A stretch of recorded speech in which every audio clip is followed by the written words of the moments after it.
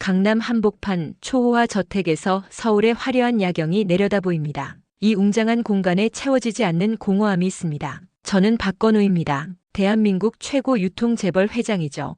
60대 나이에 아직도 그룹을 이끌고 있습니다. 겉으로 보면 모든 걸 가진 사람이지만 정작 가장 소중한 것은 30년 전에 잃어버렸습니다. 30년. 어디에 있는 거니 소은아. 손에 들린 오래된 사진을 바라보며 중얼거립니다. 사진 속에는 행복했던 시절의 모습이 담겨 있습니다. 아내와 3살배기 딸 소은이의 웃는 얼굴. 그때는 가진 재산보다 더 값진 것이 무엇인지 알았습니다. 이제는 기억조차 희미해져가는 그날, 소은이는 단 한순간의 삶에서 사라졌습니다. 놀이공원에 갔다가 잠시 한눈판 사이, 그 후로 30년간 찾았지만 흔적조차 없었습니다. 사라진 딸을 찾기 위해 동원하지 않은 수단이 없었습니다. 경찰, 사설탐정, 국제수배, 첨단 기술까지. 그러나 소은이는 마치 이 세상에서 증발한 것처럼 그 어떤 흔적도 남기지 않았습니다. 회장님, 이사회 자료 검토하셨습니까?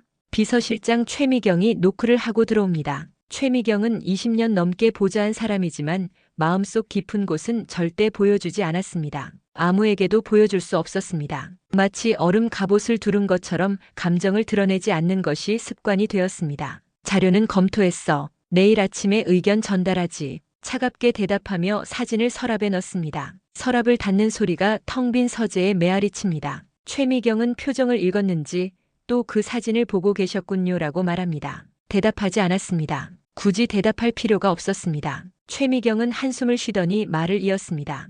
회장님, 이제 그만 잊으셔야 합니다. 30년이나 지났잖아요. 최미경의 말에 차가운 시선을 던집니다. 아무도 이해할 수 없습니다. 딸을 잃은 아버지의 마음을. 소은이가 사라진 후 아내는 깊은 우울증에 빠졌고 결국 병을 얻어 세상을 떠났습니다. 그 후로 삶은 사업과 성공이라는 가면 뒤에 숨겨진 공허함 뿐이었습니다. 내일은 그룹 창립 40주년 행사가 있어. 모든 준비 상황 점검하고 보고해. 딸에 대한 생각을 접고 다시 차가운 회장의 모습으로 돌아갑니다. 최미경은 고개를 숙이며 알겠습니다라고 대답한 후 서재를 나갑니다. 발소리가 점점 멀어지고 다시 고요함이 서재를 채웁니다. 혼자 남은 공간에서 깊은 한숨을 내쉽니다. 사업의 모든 것을 걸고 성공했지만 그 성공이 가져다 준 것은 더 깊은 고독뿐이었습니다. 누구도 진짜 제 모습을 모릅니다. 권력과 부를 가진 재벌 회장이 아닌 그저 딸을 잃고 상처받은 아버지의 모습은 철저히 감춰왔습니다.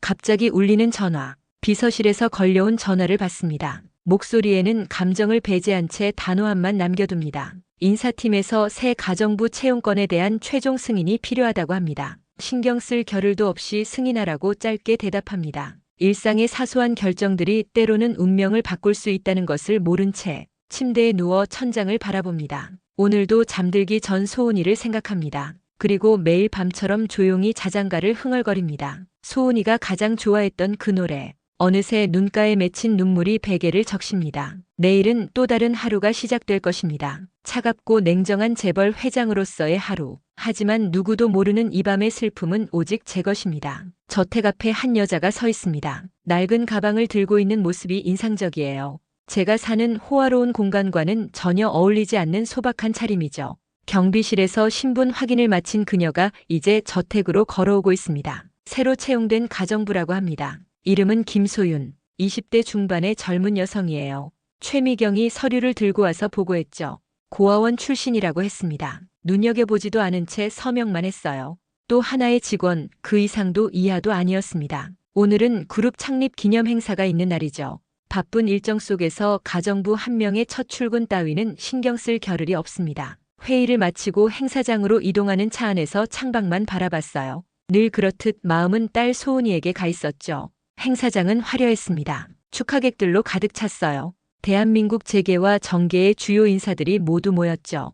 기자들의 카메라 플래시가 끊임없이 터졌습니다. 저는 늘 그랬듯 완벽한 미소를 지으며 연설대에 섰어요.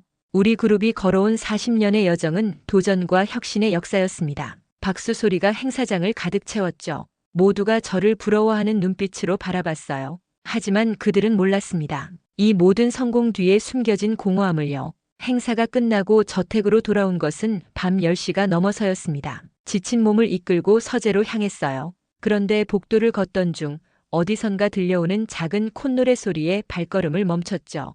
그 멜로디, 어디서 들어본 것 같은데 소리가 나는 방향으로 걸음을 옮겼어요. 부엌에서 일하고 있는 사람이 있었습니다. 새로운 가정부였죠. 그녀는 설거지를 하며 작은 소리로 노래를 흥얼거리고 있었어요. 숨이 멎는 것 같았습니다. 그 노래는 제가 소은이에게 불러주던 자장가였어요. 세상 어디에도 없는 제가 직접 만든 멜로디였죠. 어떻게 이 가정부가 그 노래를 알고 있는 걸까요? 방금 그 노래 어디서 배웠습니까? 제 질문에 깜짝 놀란 그녀가 뒤를 돌아봤어요.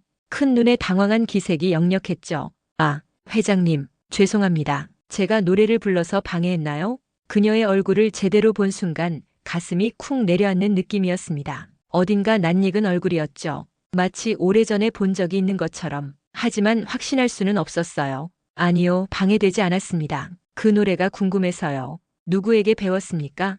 김소윤은 잠시 생각에 잠기더니 고개를 갸웃했어요. 사실 저도 잘 모르겠어요. 어릴 때부터 그냥 알고 있던 노래예요. 누가 가르쳐 준 적은 없고 그냥 제 마음속에 있었던 것 같아요. 가슴이 두근거렸습니다. 이런 우연이 있을 수 있을까요? 그녀의 얼굴을 자세히 살폈죠.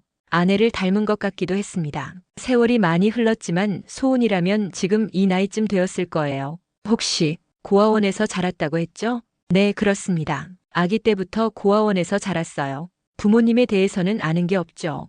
그녀의 대답에 심장이 더 빠르게 뛰었습니다. 제 딸 소은이가 살아있을지도 모른다는 희망이 가슴을 채웠어요. 하지만 이성적으로 생각해보면 너무 우연의 일치가 많았죠. 믿을 수 없는 일이었습니다. 그때 밖에서 자동차 소리가 들렸어요. 저택 앞에 차가 도착한 모양이었죠. 경비원의 보고를 받은 최미경이 서재로 찾아왔습니다. 회장님, 박재성 부사장님이 오셨습니다. 사촌 동생 박재성이군요. 제 그룹 내에서 후계자 경쟁 1순위로 꼽히는 인물이에요. 야심이 가득한 사람이죠. 소윤에 대한 생각은 잠시 접어두고 서재로 향했습니다. 형님, 행사 성공적이었어요. 주가도 많이 올랐죠. 박재성의 얼굴에는 늘 미소가 가득했어요. 하지만 그 미소 뒤에 숨겨진 계산적인 모습을 저는 알고 있었습니다. 그의 눈빛이 늘 경계심을 불러일으켰죠. 그런데 형님, 새 가정부가 눈에 띄더군요. 어디서 구했습니까? 별 관심 없던 가정부 이야기를 꺼내는 그의 모습이 의아했어요. 어깨를 으쓱했죠. 인사팀에서 뽑았겠지. 자세히는 모르네. 박재성의 눈에 이상한 빛이 스쳤습니다. 그가 무언가 더 말하려는 듯 했지만 전화가 울려 대화는 중단됐어요. 저 멀리 저택 밖에서 누군가가 저희를 지켜보고 있었습니다. 나중에 알게 되었지만 그녀는 강지연이라는 사설 탐정이었어요. 30년 전 제 딸 소은이의 유괴 사건을 조사했던 사람이죠. 그녀는 무언가 알고 있는 듯 했습니다. 그날 밤 잠자리에 들기 전 소윤이 부르던 자장가가 계속 머릿속에 맴돌았어요. 그 노래는 제가 소은이에게만 불러주던 것이었는데 어떻게 그녀가 알고 있는 걸까요? 단순한 우연일까요? 아니면 운명의 장난일까요? 침대에 누워 천장을 바라보며 생각했습니다. 내일은 소윤에 대해 더 알아봐야겠다고 마음먹었어요. 어쩌면 30년간의 기다림이 끝날지도 모르겠죠. 아침이 밝았습니다. 오늘은 평소보다 일찍 일어났어요. 밤새 잠을 설쳤죠. 어제 들었던 자장가 멜로디가 계속 머릿속을 맴돌았습니다. 새로운 가정부 김소윤의 얼굴도요. 서재에 있는 소은이의 어린 시절 사진을 다시 꺼내봤어요. 새 살배기 소은이의 웃는 모습이 지금의 소윤과 겹쳐 보이는 듯 했습니다. 아침 식사 시간 소윤이 식당에 들어왔어요. 테이블에 음식을 차리는 모습을 유심히 지켜봤죠. 그녀의 작은 습관들, 손짓, 미소가 낯설면서도 익숙했습니다. 김소윤 씨, 고향이 어디입니까? 갑작스러운 질문에 그녀가 놀란 듯 고개를 들었어요. 고향이라 특별히 없어요. 서울 중랑구에 있는 별빛 고아원에서 자랐습니다. 별빛 고아원, 소은이가 실종된 후 찾아다녔던 곳들 중 하나였어요. 그곳에서는 아무런 단서도 찾지 못했었죠. 심장이 빠르게 뛰기 시작했습니다. 혹시 부모님에 대해 알고 있는 것이 있나요? 소윤은 쓸쓸한 미소를 지었어요. 아니요, 아기 때 고아원에 맡겨졌다고 해요. 제 부모님이 누군지 알 수 없었죠. 그녀의 말에 가슴이 아팠어요. 소은이라면 이런 상처를 안고 살아왔을 거라는 생각에 괴로웠죠. 그녀가 정말 소은일까요? 이성은 아니라고 말하지만 가슴은 다른 얘기를 했습니다. 출근 준비를 마치고 현관으로 나가는데 소윤이 다시 그 자장가를 흥얼거리고 있었어요. 발걸음을 멈추고 귀를 기울였죠. 틀림없었습니다. 제가 작곡했던 그 자장가였어요. 세상 어디에도 없는 소은이만의 노래였습니다. 회사에 도착해서도 집중할 수 없었어요. 회의 중에도 자꾸 소윤의 얼굴이 떠올랐죠. 최미경에게 소윤의 신원에 관한 모든 자료를 가져오라고 지시했습니다. 오후에 소윤의 신원 자료가 도착했어요. 생년월일, 출신 학교 이력. 중요한 것은 그녀가 별빛 고아원에서 자랐다는 사실이었어요. 출생 기록은 불분명했죠. 그녀가 고아원에 맡겨진 시기는 소은이가 실종된 바로 그때와 일치했습니다. 가슴이 두근거렸어요. 이건 단순한 우연이 아닐지도 모른다는 생각이 들었죠. 그래서 결심했습니다. 별빛 고아원을 직접 방문하기로 했어요. 회장님, 오후에 중요한 미팅이 있습니다만 일정을 모두 취소하세요. 개인적인 볼일이 생겼습니다. 최미경의 놀란 표정도 아랑곳하지 않고 회사를 나섰어요. 운전기사에게 별빛 고아원으로 가자고 했죠. 가는 길 내내 마음이 복잡했습니다. 정말 소윤이 소은일까요? 그렇다면 어떻게 고아원에 들어가게 됐을까요? 별빛 고아원은 도시 외곽에 위치한 조용한 곳이었습니다. 제가 기억하는 것보다 더 낡아 보였어요. 리셉션에서 원장을 만나고 싶다고 했죠. 잠시 후 60대로 보이는 남자가 나왔습니다. 김정우 원장입니다. 이곳 출신인 김소윤에 대해 알아보고 싶어서 왔습니다. 김정우 원장의 눈빛이 변했어요. 놀란 듯 했죠. 소윤이요? 그 아이에게 무슨 일이 있습니까? 그녀가 지금 제 집에서 가정부로 일하고 있습니다. 그녀의 과거가 궁금해서요. 김정우는 저를 사무실로 안내했어요. 그곳에서 오래된 서류 파일을 꺼냈죠. 소윤이는 30년 전 3살 무렵에 이곳에 맡겨졌습니다. 그의 말에 귀를 기울였어요. 소윤이 고아원에 오게 된 경위, 어린 시절 특이했던 점들을 들었죠. 그 아이는 늘 특별한 자장가를 불렀습니다. 누가 가르쳐 줬냐고 물으면 항상 같은 대답을 했죠. 아빠가 불러줬어요. 심장이 멎는 것 같았습니다. 그게 바로 제가 소은이에게 불러주던 자장가였을까요? 김정우 원장에게 그 멜로디를 기억하느냐고 물었어요. 그는 흥얼거리기 시작했습니다. 바로 그 노래였어요. 원장님, 혹시 그 아이가 맡겨졌을 때 지니고 있던 물건은 없었습니까? 김정우는 고개를 끄덕였어요. 작은 목걸이가 있었습니다. 하트 모양이었죠. 뒷면에 뭔가 새겨져 있었는데 소은이의 목걸이. 아내가 소은이의 생일 선물로 준 그 목걸이였습니다. 뒷면에는 소중한 내 딸에게라는 문구가 새겨져 있었어요. 그 목걸이는 지금 어디 있습니까? 소윤이 성인이 되면서 가져갔습니다. 지금도 갖고 있을 거예요. 눈물이 눈가에 맺혔습니다. 모든 증거가 소윤이 제 딸 소은이라는 것을 가리키고 있었어요. 30년간 찾아 헤맸던 딸이 이제는 제 집에서 가정부로 일하고 있다니. 고아원을 나서며 결심했습니다. 소윤에게 진실을 밝히고 아버지로서 그녀 곁에 있어주겠다고요. 하지만 그때는 몰랐습니다. 이 진실이 가져올 폭풍우를. 저택으로 돌아오는 길은 꿈을 꾸는 듯 했어요. 소윤이 정말 제 딸 소은이라면 이제 무슨 말을 어떻게 해야 할지 마음이 복잡했습니다. 차창 밖으로 스쳐 지나가는 서울의 밤거리가 낯설게 느껴졌어요. 저택에 도착하자 현관 앞에 낯선 차가 서 있었죠. 사촌 동생 박재성의 차였습니다. 그가 왜 이 시간에 왔는지 의아했어요. 거실로 들어서자 박재성이 소파에 앉아 소윤과 이야기를 나누고 있었죠. 형님 오셨군요. 재성이 일어나 환한 미소를 지었습니다. 하지만 그 눈빛은 차갑게 느껴졌어요. 소윤은 공손하게 인사하고 주방으로 향했죠. 무슨 일이냐 이 시간에. 박재성은 위스키 잔을 들며 여유롭게 웃었어요. 형님 요즘 이상하시던데 혹시 무슨 일 있으신가요? 새 가정부에게 유독 관심이 많으신 것 같아서요. 순간 가슴이 철렁 내려앉았습니다. 재성이 무엇을 알고 있는 걸까요? 표정을 감추며 대답했어요. 그냥 성실해 보여서 그렇다. 내가 신경 쓸 일은 아니야. 재성의 눈이 가늘어졌죠. 그는 말없이 저를 바라보았어요. 마치 제 생각을 꿰뚫어보는 듯한 시선이었습니다. 그런데 형님 그 가정부, 뭔가 수상한 점이 있어요. 제가 인사팀을 통해 배경 조사를 해봤는데 재성의 말에 귀를 기울였어요. 그가 이미 소윤의 배경에 의심을 품고 있다는 사실이 불안했습니다. 왜 내가 우리 집 가정부를 조사해? 제 목소리에 날이 섰어요. 재성은 손을 들어 진정하라는 듯한 제스처를 취했죠. 그냥 형님을 위해서요. 혹시 그 가정부가 회사 기밀을 빼낼 스파이일지도 모르잖아요. 재성의 말을 끊고 단호하게 말했어요. 그만해. 소윤 씨는 내가 보증한다. 내가 더 이상 상관할 일이 아니야. 재성의 표정이 굳어졌습니다. 그러더니 천천히 일어났어요. 알겠습니다, 형님. 하지만 조심하세요. 가끔은 가장 가까이 있는 사람이 가장 위험할 수 있으니까요. 재성이 떠난 후 소윤이 조심스럽게 다가왔습니다. 회장님, 차라도 한 잔 드릴까요? 그녀를 바라보는 제 시선이 달라져 있었어요. 이제 그녀는 단순한 가정부가 아니라 제 잃어버린 딸이었으니까요. 말을 걸고 싶었지만 아직은 때가 아니라고 생각했습니다. 다음 날 아침 강지연이라는 사설 탐정에게 연락했어요. 그녀는 소은이 실종 당시 수사를 도왔던 사람이었죠. 강 탐정님, 중요한 단서가 생겼습니다. 제 딸 소은이를 찾았을지도 모릅니다. 강지연과 만나기로 약속했어요. 그녀에게 소윤에 관한 모든 정보를 알려주고 목걸이를 확인해달라고 부탁했죠. 그런데 회사로 돌아오자마자 최미경이 다급하게 전화를 걸어왔어요. 회장님, 큰일 났습니다. 박재성 부사장님이 이사회를 소집했어요. 회장님의 정신 건강에 문제가 있다며 경영권 박탈을 논의한다고 합니다. 순간 온몸에 핏줄이 곤두섰습니다. 재성이 이런 짓을 벌일 줄이야. 바로 회사로 향했어요.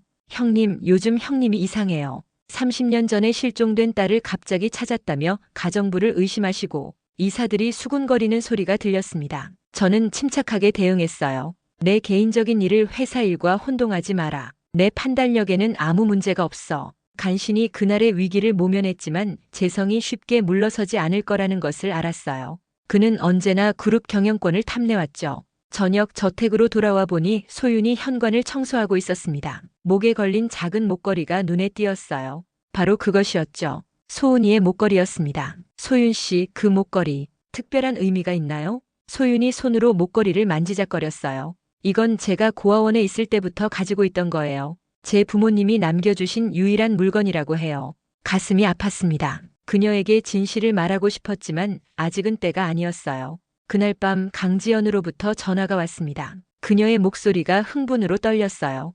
회장님, 중요한 정보를 찾았습니다. 별빛 고아원에 소윤을 데려다준 사람의 신원을 확인했어요. 당장 만나야 합니다. 새벽녘 한 카페에서 강지연을 만났습니다. 그녀는 긴장한 모습이었어요.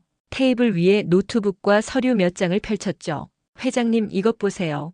별빛 고아원에 소윤을 데려다준 사람은 최미경의 오빠였습니다. 순간 숨이 멎는 것 같았어요. 최미경, 제 비서실장이자 20년 동안 가장 신뢰했던 사람이었죠. 어떻게 그녀가 이런 일과 연관되어 있을 수 있을까요? 확실합니까? 강지연은 고개를 끄덕였어요. 그녀가 수집한 증거들은 확실해 보였습니다. 당시 최미경의 오빠는 유괴단에 연루되어 있었어요. 그리고 최미경은 박재성 부사장과 오랫동안 연락을 주고받고 있었습니다. 가슴이 무너져 내렸어요. 30년 동안 제 곁에서 일했던 최미경이 배신자였다니, 그리고 박재성까지 연루되어 있었다니, 증거를 더 모아야 합니다. 그리고 소윤 씨와 제가 부녀 관계인지 확인할 수 있는 유전자 검사도 필요해요. 강지연과 함께 계획을 세웠습니다. 소윤의 머리카락 샘플을 채취해 유전자 검사를 의뢰하기로 했어요. 그리고 최미경과 박재성의 관계에 대해 더 조사하기로 했죠. 한편 회사에서는 재성이 저에 대한 의심을 퍼뜨리고 있었습니다. 임원들과의 식사 자리에서도 제 건강 상태를 걱정하는 척하며 불안감을 조성했어요. 하지만 저는 평소처럼 행동하며 그의 계략에 말려들지 않으려 했죠. 그날 저녁 소윤이 제 서재를 청소하던 중 실수로 커피를 쏟았어요. 커피가 제 셔츠에 묻었죠. 소윤이 당황해하며 닦아주려 했습니다. 정말 죄송해요, 회장님. 제가 너무 덤벙거려서. 괜찮아요. 그냥 옷만 갈아입으면 돼요. 옷을 갈아입으러 가는 사이 소윤이 쏟아진 커피를 닦다가 제 머리카락이 몇 개 묻어있는 티슈를 발견했어요. 그걸 강지연에게 전달했죠. 이제 유전자 검사를 의뢰할 수 있었습니다. 며칠 후 강지연에게서 연락이 왔어요. 그녀의 목소리는 어두웠죠. 회장님, 문제가 생겼습니다. 유전자 검사 의뢰서가 도중에 분실됐어요. 누군가 일부러 방해하는 것 같습니다. 누가 그런 짓을? 최미경과 재성이겠죠. 그렇게 생각합니다. 그들이 우리를 감시하고 있어요. 소윤 씨도 위험할 수 있습니다. 소윤의 안전이 걱정됐어요. 그녀에게 아직 진실을 말하지 않았지만 그녀가 위험에 처할 수 있다는 생각에 가슴이 아팠죠. 하지만 상황은 점점 더 악화됐습니다. 어느 날 회사로 돌아오니 최미경이 서류 한 장을 들고 기다리고 있었어요. 회장님, 인사팀에서 김소윤 씨에 대한 중요한 정보를 발견했습니다. 그녀가 과거에 사기 전과가 있어요. 무슨 소리야? 최미경은 서류를 내밀었죠. 그곳에는 소윤이 과거에 부유한 노인들에게 접근해 재산을 노렸다는 내용이 적혀 있었어요. 하지만 이건 명백한 거짓말이었습니다. 강지연의 조사에서는 그런 내용이 없었으니까요. 이건 조작된 거야. 내가 만든 거지. 최미경의 표정이 굳어졌어요. 그녀의 눈에 당황한 기색이 스쳤죠. 회장님, 무슨 말씀이세요? 저는 그저 보고를 드린 것뿐인데. 난 알아, 미경 씨. 당신이 최소한 30년 전부터 뭔가를 숨기고 있다는 걸. 최미경은 잠시 침묵했다가 차갑게 말했어요. 회장님, 너무 스트레스를 받으신 것 같습니다. 휴식이 필요하세요. 그날 밤 집으로 돌아왔을 때 더 큰 충격이 기다리고 있었습니다. 소윤이 짐을 싸고 있었어요. 소윤 씨, 무슨 일이에요? 그녀의 눈은 붉게 충혈되어 있었죠. 울었던 흔적이었어요. 회장님, 저에 대한 이야기를 들으셨죠? 제가 사기꾼이라고요. 누가 그런 말을 했어요? 박재성 부사장님이 오셔서 제가 회장님을 속이고 있다며 모든 증거를 갖고 있다고 했어요. 제가 떠나지 않으면 경찰에 신고하겠다고 분노가 치밀어 올랐어요. 재성이 이런 짓까지. 소윤의 손을 잡았죠. 소윤 씨, 그건 모두 거짓말이에요. 박재성이 당신을 내쫓으려는 거예요. 하지만 소윤은 이미 마음이 상해 있었어요. 눈물을 흘리며 고개를 저었죠. 죄송합니다, 회장님. 저는 이제 가봐야 할 것 같아요. 더는 문제를 일으키고 싶지 않아요. 아무리 말려도 소용없었습니다. 소윤은 그날 밤 저택을 떠났어요. 그녀를 못 가게 할 명분도 없었죠. 아직 우리가 부녀 관계라는 확실한 증거가 없었으니까요. 소윤이 떠난 후 서재에 혼자 앉아 깊은 절망감에 빠졌어요. 30년 만에 찾은 딸을 다시 잃는 것 같았죠. 그때 강지연에게서 전화가 왔습니다. 회장님, 큰일 났어요. 제가 소윤 씨를 찾으러 갔는데 그녀가 사라졌어요. 소윤이 사라졌다는 소식에 온몸에 힘이 빠졌어요. 30년 전 소은이를 잃었을 때와 같은 절망감이 밀려왔습니다. 창밖으로는 비가 세차게 내리기 시작했죠. 강지연 씨, 어떻게든 소윤 씨를 찾아야 합니다. 밤새 잠을 이루지 못했어요. 비가 창문을 때리는 소리를 들으며 소윤을 생각했죠. 그녀는 지금 어디에 있을까요? 비를 맞으며 어디로 갔을까요? 새벽녘 강지연에게서 전화가 왔어요. 회장님, 소윤 씨를 찾았습니다. 예전에 살던 원룸으로 돌아갔어요. 하지만 박재성 씨의 사람들이 그녀를 감시하고 있습니다. 즉시 그곳으로 향했어요. 빗속을 뚫고 달려갔죠. 소윤이 살던 원룸은 도시 외곽의 작은 건물이었습니다. 강지연이 저를 입구에서 기다리고 있었어요. 조심하세요, 회장님. 박재성의 사람들이 주변에 있어요. 그리고 이것을 보세요. 강지연이 봉투 하나를 건넸죠. 그 안에는 유전자 검사 결과가 들어있었어요. 어떻게 이걸? 제가 몰래 다른 연구소에 의뢰했어요. 결과는 소윤 씨가 회장님의 친딸이 맞습니다. 심장이 멈추는 것 같았어요. 확인된 것입니다. 소윤이 바로 제 딸 소은이었죠. 눈물이 주르륵 흘렀습니다. 이제 소윤 씨에게 진실을 말해야 합니다. 강지연과 함께 소윤의 원룸으로 향했습니다. 벨을 눌렀지만 대답이 없었어요. 문은 잠겨 있었죠. 소윤 씨, 김소윤 씨, 관리인에게 부탁해 문을 열었죠. 방 안은 텅 비어 있었습니다. 소윤은 이미 떠난 후였어요. 가슴이 무너져 내렸습니다. 소윤은 어디로 간 걸까요? 그때 강지연이 책상 위에 놓인 메모를 발견했어요. 회장님, 이것 보세요.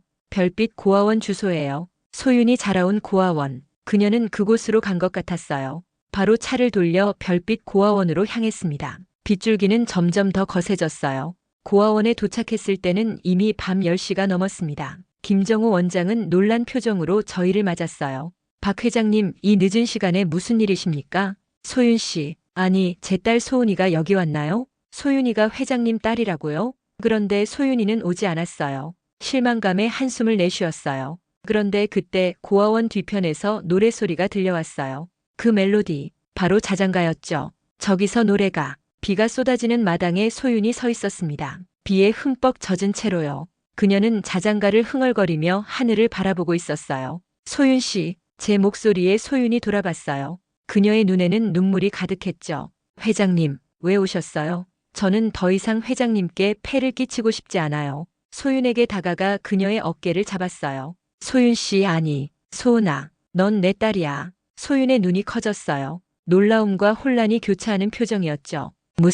무슨 말씀이세요? 증거를 다 찾았어. 내가 어릴 때 부르던 자장가, 내가 가진 목걸이, 그리고 유전자 검사까지. 넌 30년 전에 실종된 내 딸이야. 소윤은 믿기지 않는다는 듯 고개를 저었어요. 그리고 목에 걸린 목걸이를 만졌죠. 그럼 이 목걸이가, 그래, 그건 내 엄마가 내 생일에 선물한 거야. 소윤의 눈에서 눈물이 흘러내렸어요. 비와 눈물이 뒤섞여 그녀의 뺨을 타고 흘러내렸죠. 아빠, 정말 제가 회장님 딸인가요? 어떻게 이런 일이? 모든 것을 설명할게. 30년 전 너는 납치됐어. 그리고 고아원에 맡겨졌지. 소윤은 혼란스러워 보였어요. 그녀의 온몸이 떨리기 시작했죠. 재킷을 벗어 그녀에게 둘러주었어요. 함께 집으로 돌아가자, 소은아. 이제 내 진짜 집으로. 소유는 여전히 망설이고 있었어요. 그녀의 눈에는 의심과 두려움이 가득했죠. 하지만 왜 이제서야 저를 찾으신 거죠? 너를 찾기 위해 모든 걸 했어. 누군가가 의도적으로 방해했던 거야.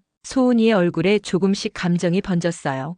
혼란, 슬픔, 그리고 희미한 희망까지. 아빠, 전 왜 이 노래를 기억하는지 몰라요. 하지만 제 마음은 진심이에요. 그녀가 다시 자장가를 흥얼거리기 시작했어요. 그 순간 확신했습니다. 그녀는 제 딸이었어요. 소은이를 품에 안았죠. 30년 만에 포옹이었습니다. 집으로 가자, 소은아. 이제 아무도 우리를 갈라놓지 못해. 저택으로 돌아오는 길은 침묵 속에 흘러갔어요. 소윤, 이제는 소은이라고 불러야 할까요? 그녀는 창밖을 바라보며 생각에 잠겨 있었습니다. 30년의 비밀이 하룻밤 사이에 밝혀졌으니 그녀의 혼란스러움은 이해할 수 있었어요. 소은아, 괜찮니? 그녀는 천천히 고개를 끄덕였죠. 하지만 그녀의 눈빛은 여전히 불안해 보였습니다. 아직 실감이 나지 않아요. 제가 정말 박 회장님의 딸이라니. 저택에 도착하자 현관 앞에 박재성의 차가 서 있었습니다. 그리고 최미경도 그와 함께 있었어요. 그들은 저희를 기다리고 있었죠.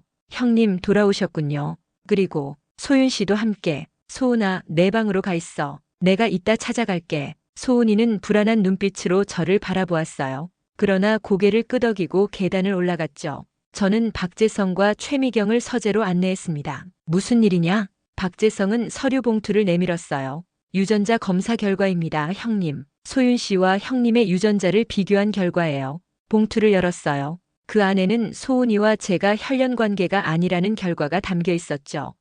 당황스러웠습니다. 강지연이 보여준 결과와 완전히 달랐어요. 이건 조작된 거야. 이미 진짜 결과를 봤어. 박재성이 비웃었어요. 형님, 현실을 인정하세요. 소유는 형님의 딸이 아닙니다. 사기꾼일 뿐이에요. 말도 안 돼. 강지연은 소은이를 찾는데 평생을 바쳤어. 이번에는 최미경이 나섰어요.